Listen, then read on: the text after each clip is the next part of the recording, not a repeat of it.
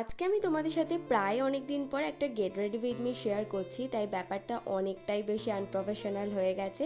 ফার্স্টেই তো আমি ফেসটাকে ক্লিনজিং করে চলে এসেছি, আর তার সাথে ইউজ করে নিয়েছি টোনার আর মিনিমালিস্টের ময়শ্চারাইজারটা। আজকে আমি স্কিনটাকে প্রেপ করার জন্য ইউজ করছি নাইকার এই প্রেপ মি আপ প্রাইমারটা, যেটা কিন্তু খুবই ভালো। আচ্ছা, এই ইনসাইটের কনসিলার প্যালেটটা তো বলতে পারো এখন আমার লাইফ সেভিয়ার। আমার যত ডার্ক সার্কেল ডার্ক স্পট আছে সমস্ত কিছু হাইড করে দেয়।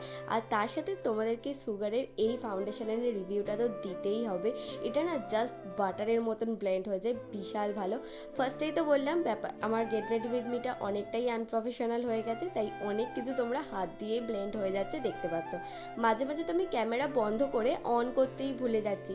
যাই হোক, ফাইনাল লুকটা তোমাদের সাথে আজ শেয়ার করা হয়নি, তাই বাইরে বেরিয়ে মনে পড়ার সাথে সাথে তোমাদের সাথে শেয়ার করেছি। কেমন লাগলো ভিডিওটা অবশ্যই কিন্তু কমেন্ট করে জানিও। আজকের মতন টাটা।